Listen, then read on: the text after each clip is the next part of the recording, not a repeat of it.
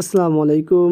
আবারও হাজির হলাম আপনাদের মাঝে নতুন আরেকটি ভিডিও নিয়ে। আজকে আপনারা দেখতে পাচ্ছেন আমাদের সামনে একটি ডেল বর্ডারলেস মনিটর আছে এবং এটি সমস্যা হলো এটা আপনারা দেখতে পাচ্ছেন যে এটা ফ্লিকিং করতেছে এবং পাশাপাশি ফ্লিকিংয়ের সাথে শুধুমাত্র একটি অংশ আমরা যদি 4 ভাগ করি বা 5 ভাগ করি তার 1 ভাগ ভালো, বাকিগুলো গার্বেজ আছে।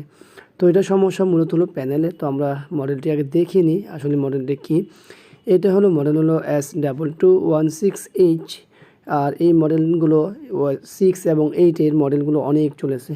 তো যাই হোক আমরা ব্যাকপার্টটি খুলেছি, স্পিকারটি দেখতে পেলাম যে স্পিকারটিও আপনার নষ্ট হয়ে গেছে, হয়তো ব্যবহার করা হয় না এই কারণে হয়তোবা। তো যাই হোক আমাদের প্যানেল খুলতে হবে। প্যানেল খুলতে হলে তো আপনি দেখতে পাচ্ছেন 21.5 প্যানেল ব্যবহার করা হয়েছে।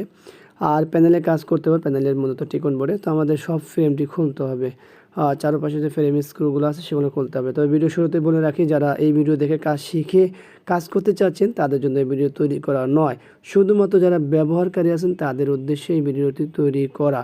তো আশা করব যারা আপনারা বাসায় ব্যবহারকারী আছেন তারা দেখবেন ভিডিওটি, কিন্তু এই কাজগুলো করার চেষ্টা করবেন না, অবশ্যই রিস্ক আছে। তো যাই হোক আমরা ব্যাকপার্টটি খুললাম, ফ্রেমটিও খুলে নিলাম, আমরা স্টিকারটি উঠিয়ে নিব।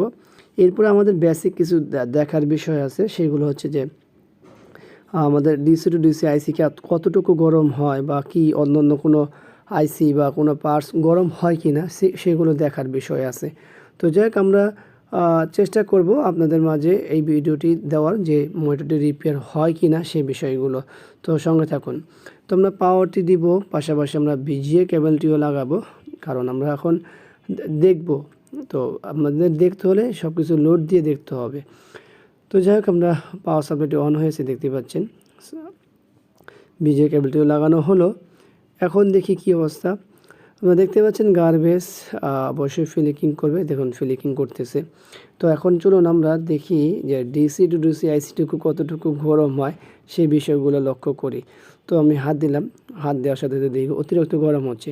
তো আইসি গরম হচ্ছে এর অর্থ এ নয় যে আইসি খারাপ, কখনই আইসি খারাপ না এই ক্ষেত্রে। তো এটা আসলে প্যানেলের শর্ট আছে যার কারণে এই সমস্যাটা। তো চলুন দেখি আমরা আসলে রিপেয়ার করতে পারি কি না, এই হলো মূল বিষয়। তো দেখতে থাকি। এখন আবারও পাওয়ার দিলাম, আবারও ডিসি টু ডিসি আইসির উপরে হাত দিলাম। এখন দেখুন আমার আঙ্গুলগুলো কিন্তু আর ওঠানো লাগতেছে না। তার অর্থ কি দেখি তো আমরা, ওই যে সিগনেচারটি প্যানেলের, প্যানেলটি তো 100% ওকে হয়ে গেছে। তার অর্থ আমরা কাজ করেছি এবং আমাদের কাজটা সাকসেসফুল হয়েছে। তো ভিডিওটি ভালো লাগলে অবশ্যই লাইক করবেন, কমেন্টস করবেন, শেয়ার করবেন, আর আমাদের এই চ্যানেলটি সাবস্ক্রাইব করবেন, পাশে থাকা বেল বাটন চাপ দিয়ে রাখবেন। আবারও দেখা হবে অন্য কোনো বিষয় নিয়ে। আজকের মতো এখানে বিদায়। আল্লাহ হাফিজ। আসসালামু আলাইকুম ওয়া রাহমাতুল্লাহি ওয়া বারাকাতুহু।